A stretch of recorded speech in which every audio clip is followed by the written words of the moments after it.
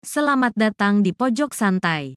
Sebelum Anda mendengarkan audiobook ini, kami menginformasikan bahwa channel ini adalah review audio dari buku yang ada di Indonesia. Untuk membaca keseluruhan buku ini, kami menyarankan membeli buku aslinya di toko buku kesayangan Anda, baik offline maupun online. Keberadaan channel ini dimaksudkan untuk membantu Anda mendapatkan pengetahuan dari buku-buku kesayangan Anda. Jangan lupa untuk subscribe, like, dan komen. Selamat datang di Pojok Santai, channel khusus yang membahas komik dan novel dengan cara asik. Kita mulai menapaki serial buku ke-19 Wiro Sableng dengan judul Pendekar dari Gunung Naga. Siapkan dirimu kisanak, kita akan memasuki dunia persilatan yang penuh intrik dan tipu daya.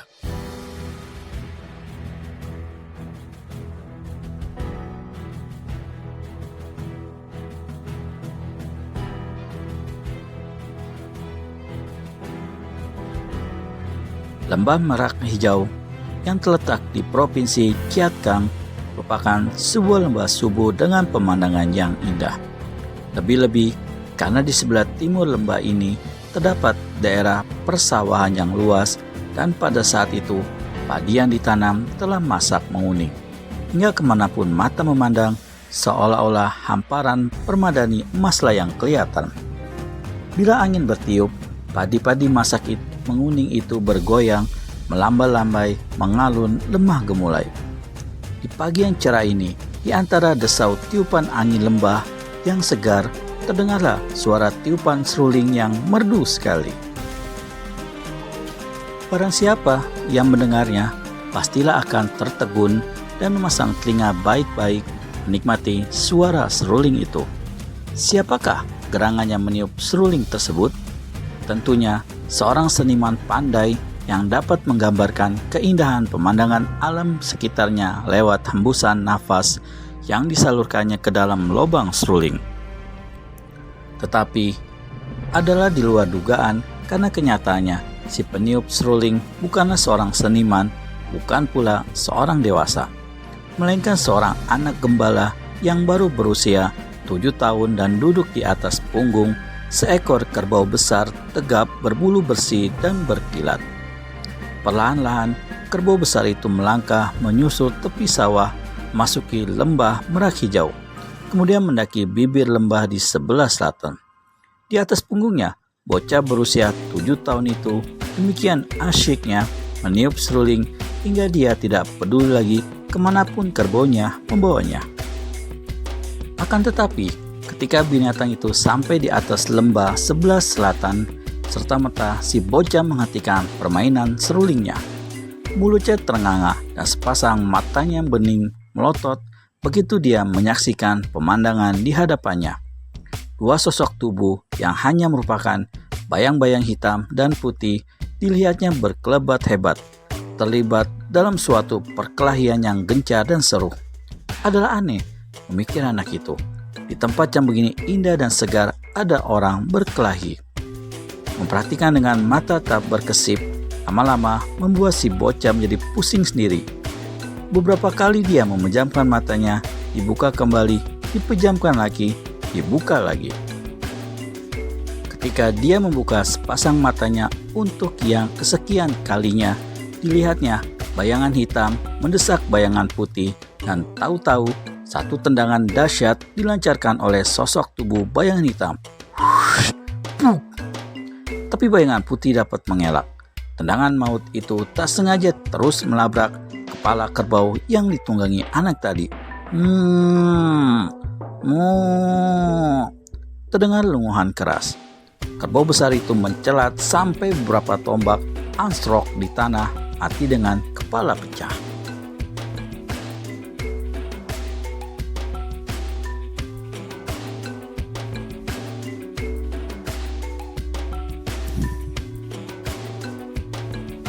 Anak lelaki tadi terpelanting dan nyangsrang dalam semak-semak.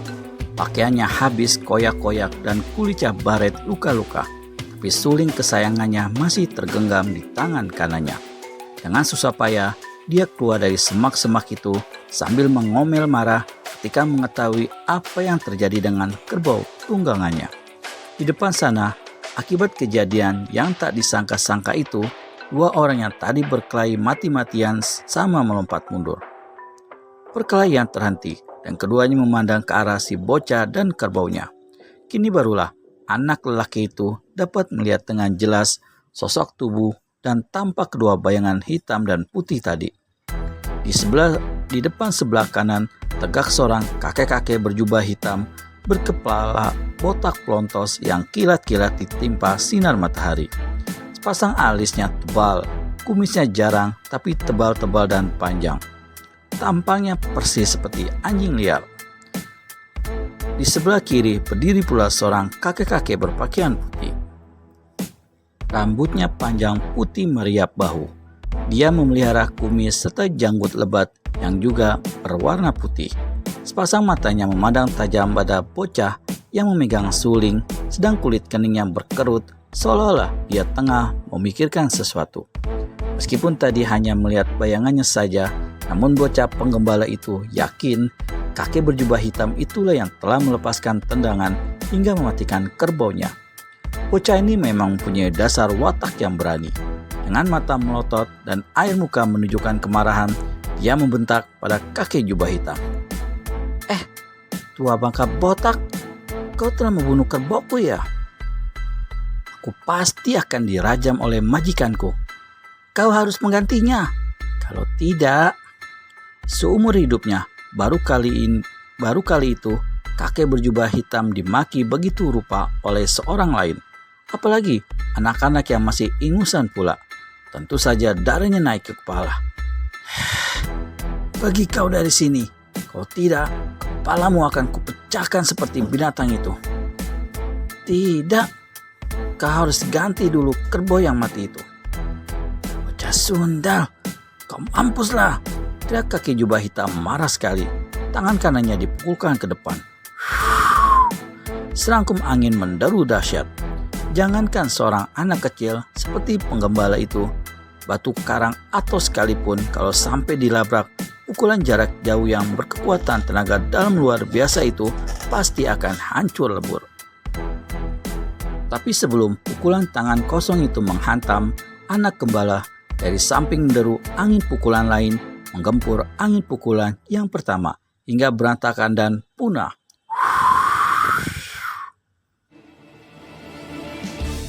Ternyata kakek berpakaian putih yang telah menolong bocah itu. Si anak yang tidak sadar kalau dirinya baru saja terlepas dari bahaya maut, dengan marah mengangkat sulingnya tinggi-tinggi dan lari ke arah kakek berjubah hitam. Tua bangka botak, ku gebuk kau dengan sulingku. Kalau kau tak mau ganti kerbaunya mati. Anak yang berani ini tidak menyadari sama sekali kalau perbuatannya itu bakal merenggut nyawa sendiri. Karena dalam kemarahannya, kakek jubah hitam memang sudah berniat membunuh anak itu. Tapi lagi-lagi, orang tua berpakaian putih menyelamatkannya. Sekali bergerak, kakek yang satu ini tahu-tahu sudah telah mencengkram kerah pakaian bocah itu dan menariknya ke tempat yang aman. Budak, keberanianmu luar biasa dan mengagumkanku. Tapi si kepala botak itu bukan lawanmu.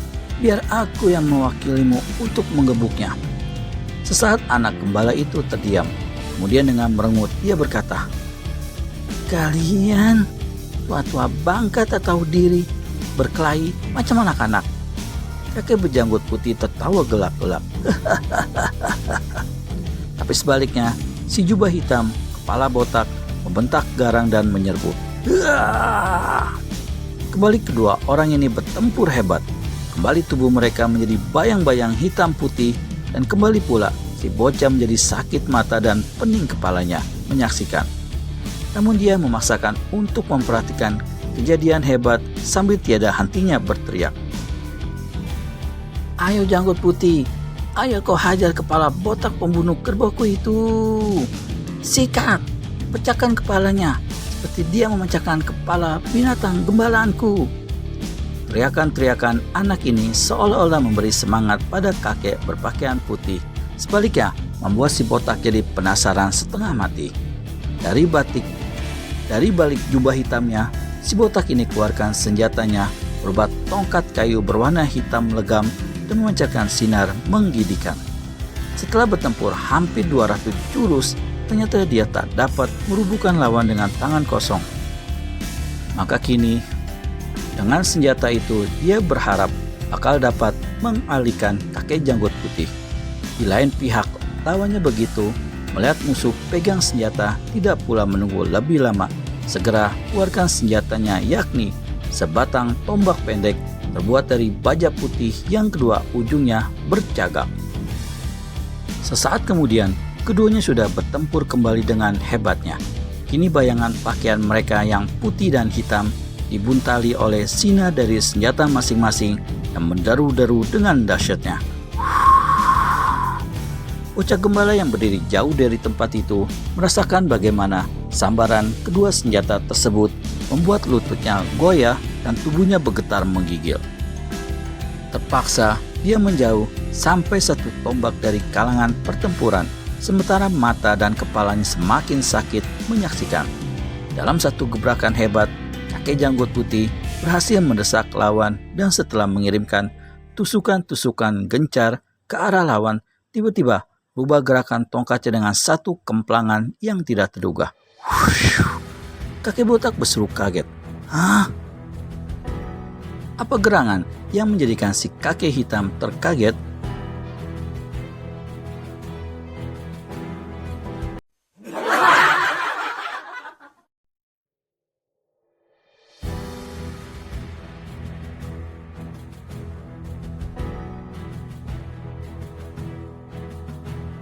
Bocah gembala yang berdiri jauh dari tempat itu merasakan bagaimana sambaran kedua senjata tersebut membuat lututnya goyah dan tubuhnya bergetar menggigil. Terpaksa dia menjauh sampai satu tombak dari kalangan pertempuran, sementara mata dan kepalanya semakin sakit menyaksikan. Dalam satu gebrakan hebat, kakek janggut putih berhasil mendesak lawan dan setelah mengirimkan tusukan-tusukan gencar ke arah lawan, tiba-tiba rubah gerakan tongkatnya dengan satu kemplangan yang tidak terduga. Kakek botak berseru kaget. Buru-buru dia melintangkan senjatanya di atas kepala. Tombak baja dan tongkat kayu mustika beradu dengan keras mengeluarkan suara nyaring. Prang! Tongkat kayu mental patah dua, sedang tombak baja terlepas dari tangan kakek janggut putih. Nyatalah, kedua kakek-kakek itu sama-sama tangguh, meskipun si janggut putih unggul sedikit dari lawannya.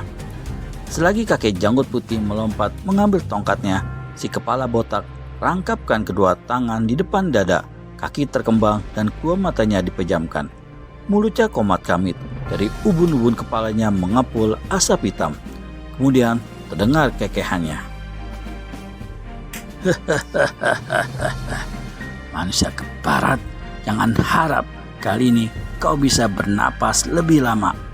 Kepulan-kepulan asap hitam itu sedetik kemudian berubah menjadi 8 buah tangan yang amat besar, berbulu dan berkuku-kuku panjang laksana cakar burung Garuda dan mulai menggapai-gapai ke arah kakek janggut putih. Ilmu Hotsut, teriak si janggut putih dengan wajah berubah. Hotsut artinya ilmu sihir hitam. Hatinya tercekat, segala macam senjata, sakti dan ilmu silat hebat bagaimanapun dia tidak gentar. Tapi menghadapi ilmu siluman, mau tak mau hatinya berdebar juga. Dia mengambil keputusan nekat, menghajar si kepala botak itu lebih dulu sebelum ilmu hitamnya melancarkan serangan. Dengan memutar tombak bajanya di sekeliling tubuh, dia menyusup di antara kepulan asap hitam. Akan tetapi, sebelum tongkat baja berkepala dua itu mampu mendekati kakek jubah hitam sampai jarak 3 jengkal, tiba-tiba 8 buah tangan mengerikan telah berserabutan menyerang kakek janggut putih. Si kakek tersentak dan buru-buru menghindarkan diri. Apa? Tapi 4 tangan berkuku panjang itu masih memburunya dengan ganas. Si kakek kiblatkan tombak bajanya sekaligus melabrak 4 buah tangannya menyerang. Aneh, meskipun jelas dia berhasil menghantam 4 tangan mengerikan itu, namun tombaknya lewat begitu saja, seolah-olah menghantam udara kosong. Dan dalam pada itu, salah satu tangan tersebut telah berkelebat dengan cepat dan pruap.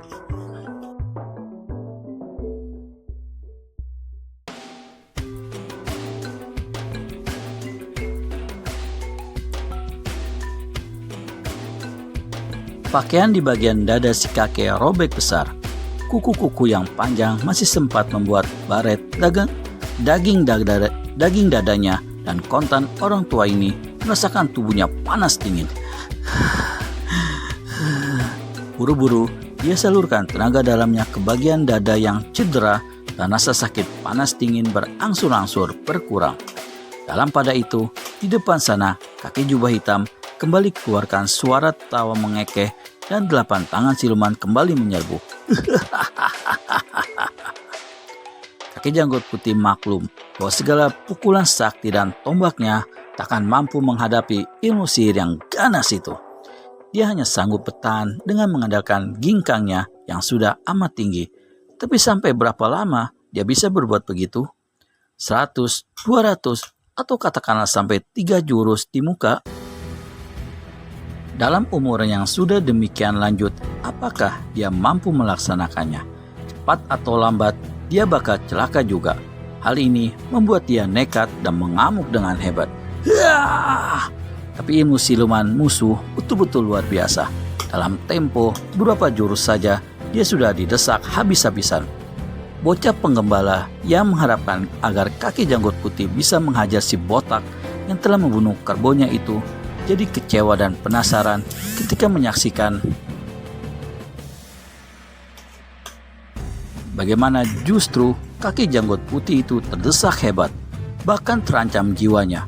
Karena saat itu, beberapa kali tangan-tangan iblis berkuku panjang telah memukul dan mencakar tubuhnya, hingga dalam tempo singkat kakek ini mandi darah akibat luka-luka yang dideritanya. Dengan marah, anak laki-laki itu mulai mengumpulkan batu-batu sebesar kepalan dan melempari kakek jubah hitam dari belakang. Tapi semua batu-batu yang dilemparkannya jangankan mendekati tubuhnya saja pun tidak, karena batu-batu itu mental kembali akibat hawa sakti yang keluar dari tubuh si jubah hitam kepala botak. Hebatnya, kakek janggut putih itu meskipun sadar bahwa dirinya bakal celaka dan kematiannya sudah ditentukan saat itu, namun dia masih saja bertahan dan melawan mati-matian. Sama sekali tidak mau menyerah, apalagi lari selamatkan dirinya. Melihat keadaan kakek berjanggut putih itu dan khawatir kalau tangan-tangan siluman itu bakal menyerangnya pula, timbullah rasa takut dalam diri anak penggembala. Tetapi anehnya, dia sama sekali tidak pula melarikan diri dari tempat ini. Malah untuk menghilangkan rasa takut itu, anak ini ambil serulingnya dan mulai meniup. Lagu yang dimainkannya sama sekali tak menentu. Rasa takut dan khawatir melihat keselamatan si kakek janggut putih terancam membuat tiupan serulingnya melengking-lengking tak karuan. Tetapi justru tiupan seruling inilah yang mendadak sontak merubah keadaan di dalam kalangan perkelahian hidup mati itu. 8 tangan iblis yang mengerikan kini kelihatan berserabutan dalam gerakan kacau. Semakin lama, semakin mengecil, akhirnya berubah menjadi asap hitam. Kakek jubah hitam tersentak kaget. "Abang!" Dia berkeras memusatkan pikirannya guna mengumpulkan kekuatan batin yang tercerai-berai, namun tak berhasil. Bahkan tangan-tangan siluman itu telah berubah jadi kepulan asap hitam dan lenyap. "Celaka!" seru kakek botak ini. Dia buka kedua matanya. Justru di saat itu musuhnya yang telah luka parah, laksana banteng terluka, mengamuk melihat perubahan yang mendadak dan ada kesempatan untuk menyerang. Tanpa tunggu lebih lama, lancarkan gerakan mematikan yang bernama Juan Haun Kikuat atau menyusup awan menghampiri rembulan.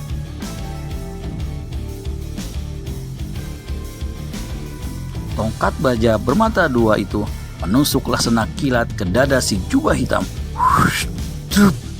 Dan tanpa dapat dielakkan lagi, tepat menembus jantungnya hingga tanpa suara sedikit pun, kakek berkepala botak itu minggat nyawanya ketika itu juga.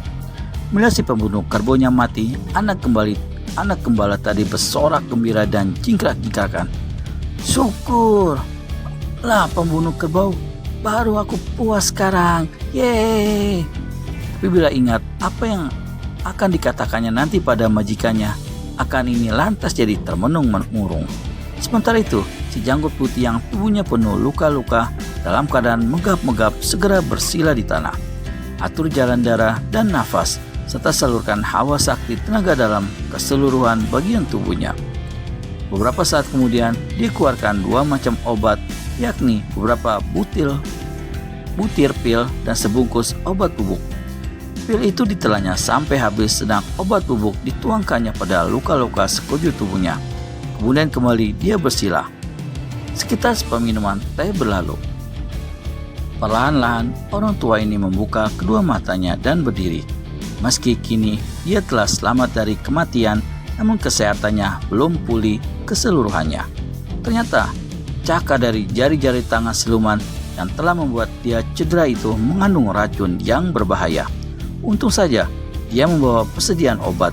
Kalau tidak, meskipun dia berhasil membunuh musuh, namun racun yang mengendap bukan mustahil bakal membuat dia menemui ajalnya pula dalam 1-2 hari di muka. Orang tua ini kemudian ingat pada anak gembala itu yang kini tengah duduk termangu-mangu di bawah sebatang pohon. Meskipun kerbau gembalanya mati bukan karena kesalahannya dan si pembunuh sudah pula menemui ajal, namun majikannya pasti tak mau peduli. Bagaimana kelanjutan si anak gembala yang tengah kebingungan karena kerbau gembalanya telah mati?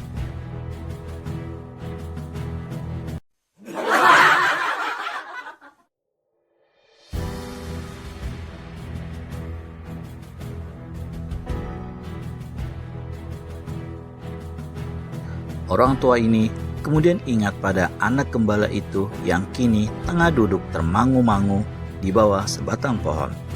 Meskipun kerbau gembalanya mati bukan karena kesalahannya dan si pembunuh sudah pula menemui ajal, namun majikannya pasti tak mau peduli. Masih mending kalau dia diberhentikan dari pekerjaan. Kalau disuruh ganti, selagi dia termenung sudah begitu rupa, tiba-tiba satu bayangan putih berkelebat. Dia merasakan tengkuk pakaiannya dicekal orang dan kemudian dirasakannya tubuhnya laksana terbang. Memandang ke samping, ternyata dia telah dipanggul oleh kakek berjanggut putih dan membawa lari dengan kecepatan yang luar biasa, membuat dia gamang dan ngeri. Orang tua, kau mau bawa aku kemana? Suruh si bocah dengan suara gemetar. Budak, kau diam sajalah. Tak usah banyak tanya. Tapi aku harus kembali pada majikanku, memberitahu tentang kerbau yang mati itu.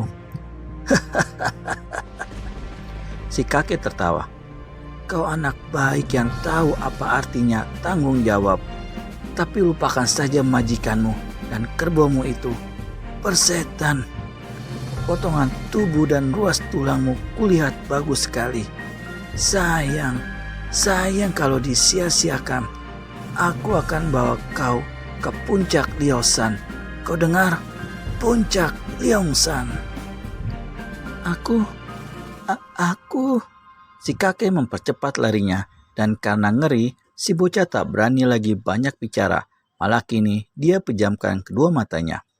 Tanpa sadar, akhirnya dia tertidur di atas pundak kakek yang membawanya terbang itu.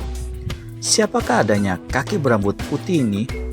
Siapa pula musuh berjubah hitam itu dan apa tujuannya sampai anak gembala tersebut hendak dibawanya ke puncak Gunung Naga yang selama ini dianggap angker dan jarang didatangi oleh manusia? Kakek-kakek jubah hitam yang menemui ajalnya itu dalam dunia persilatan di daratan Tiongkok dikenal dengan julukan angker, Raja Setan Gunung Utara atau Pak San Kui Ong. Pada masa itu, di antara tokoh-tokoh silat golongan hitam yang sesat, Pak San Kui Ong dianggap tokoh terlihai dan secara tidak resmi dijadikan sebagai pimpinan. Dengan sendirinya, dia menjadi musuh nomor wahid dari orang persilatan golongan putih. Sekitar 3 tahun yang lalu, antara Pak San Kui Ong dengan kakek-kakek janggut putih yang membawa lari anak gembala tadi telah terjadi bentrokan. Dalam perkelahian 1 lawan 1 yang seru dan berlangsung 100 jurus, kakek janggut putih berhasil mengalahkan Pak San Kui Ong.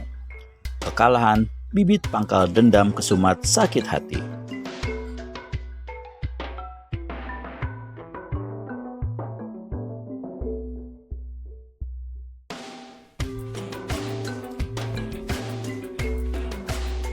Selama 3 tahun, Pak San Kui Ong melatih diri memperdalam ilmu silat, tenaga dalam, dan ginkangnya.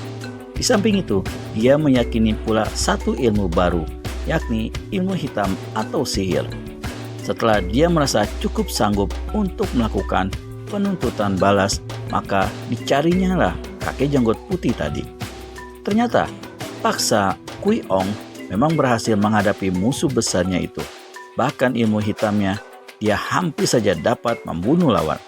Namun tiada disangka-sangka, ilmu sihirnya musnah berantakan hanya karena tiupan seruling bocah penggembala kerbau. Dan akhirnya, secara penasaran, dia terpaksa serahkan jiwanya pada musuh. Lalu, siapa pulakah kakek janggut putih itu? Kalau sebelumnya telah dijelaskan bahwa Pak San Kui Ong merupakan tokoh silat golongan hitam yang paling tinggi ilmu silat dan kesetiaannya pada masa itu, maka dari golongan putih boleh dikatakan kakek janggut putih itulah yang menjadi tokoh kelas wahidnya. Dia dikenal dengan nama Kiat Bo Hosiang, berusia 70 tahun dan bergelar Sin Jiu Tung Ong atau Raja Tongkat Tangan Sakti. Meskipun Kiat Bo Hosiang telah dianggap sebagai jago nomor 1 pada masa itu, namun tokoh-tokoh persilatan bukan tidak mengetahui bahwa sesungguhnya masih ada seorang tokoh yang luar biasa kesaktiannya, yang sukar bahkan tak ada tandingnya di seluruh Tiongkok. Namun sudah sejak lama orang ini mengundurkan diri dari urusan duniawi, dan di mana beradanya sekarang tak seorang pun yang mengetahui. Cuma diketahui bahwa tokoh luar biasa itu adalah Su Heng atau kakak seperguruan dari Kiat Bo Hosiang. Namanya Ik Bo Hosiang dan sudah berusia lebih dari 80 tahun. Bergelar Kim Bo Kiam Hek atau pendekar pedang pelangi emas. Diduga hanya Kiat Bo Hosiang sendirilah yang mengetahui di mana Su Hengnya itu berada. Sementara itu, diketahui pula bahwa Kiat Bo Hosiang mempunyai 2 orang pembantu masing-masing berusia 60 tahun yang kepandaiannya hanya 1 tingkat saja di bawah kepandaian Kiat Bo Hosiang. Jika baru pembantunya saja sudah memiliki kepandaian tinggi demikian rupa, maka dapat dibayangkan betapa luar biasanya Ik Bo Hosiang sendiri. Sebagaimana lazimnya yang terjadi di kalangan Kang Au, tokoh-tokoh silat berkepandaian tinggi itu biasa mempunyai sifat-sifat yang aneh. Sifat ini tidak pula terlepas dari diri Ik Bo Hosiang. Namun keanehan ini sudah melampaui batas-batas yang dianggapnya wajar, hingga banyak orang yang berpendapat bahwa kakek sakti itu tidak sehat pikirannya alias berotak miring atau setengah gila. Cuma untuk menyatakan pendapat atau anggapan itu secara terang-terangan, tentu saja tak satu pun yang berani. Karena kalau sampai terdengar oleh Ik Bo Hosiang, maka itu sama saja dengan mengundang penyakit. Setelah lari hampir 100 li dan siang telah berganti dengan malam, Kiat Bo Hosiang baru berhenti. Anak kecil yang didukungnya ternyata telah tertidur. Perlahan-lahan, bocah ini dibaringkannya di tanah. Dia sendiri kemudian menelan beberapa pil obat lalu duduk bersila di tanah, mengatur jalan nafas dan peredaran darah, serta mengalirkan tenaga dalam ke bagian tubuh yang baru saja sembuh daripada racun jahat ilmu siluman Pak San Kui Ong. Beberapa saat kemudian, kembali dia melanjutkan perjalanan, lari dalam gelapnya malam, persis seperti setan yang berkelebat gentayangan. Menjelang pagi, Kiat Bo Hosiang istirahat dan tidur sebentar, dan bila matahari terbit, ia meneruskan perjalanannya kembali. Seringai gembira tersungging di mulutnya ketika di hadapannya terlihat Gunung Naga atau Leongsan yang menjulang tinggi. Penduduk di sekitar tempat itu menganggap gunung itu angker. Tak satu orang pun berani mendekati kaki gunung. Tapi Kiat Bo Ho Siang seperti orang tak peduli dan terus mendaki gunung yang menjulang ini. Sampai pertengahan lereng, jalannya menuju puncak gunung masih mudah ditempuh dan tidak berbahaya. Tapi selewatnya pertengahan lereng, pepohonan dan semak belukar mulai rapat. Ular-ular pohon kelihatan membelit dan bergelantungan di mana-mana. Sekali seseorang kena dipatuk, pasti dalam waktu 2 atau 3 menit akan mati akibat isanya yang jahat. Kiat Bo Ho Siang nampaknya tidak peduli akan binatang-binatang itu. Bahkan ular-ular itu sendirilah yang menjadi ketakutan karena dengan kesaktiannya yang tinggi, tubuh kakek ini mengeluarkan hawa panas yang membuat takut ular-ular dalam hutan sama sekali tidak mengganggu bocah penggembala yang sampai saat ini masih tertidur nyenyak di atas pundak kirinya. Selewatnya pertengahan lereng, perjalanan betul-betul sulit dan berbahaya.